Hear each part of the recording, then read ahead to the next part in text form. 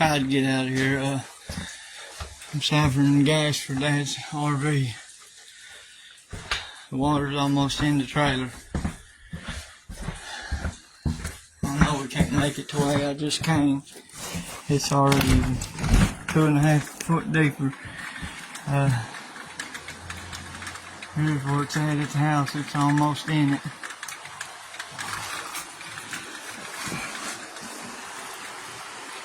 I'm trapped both ways.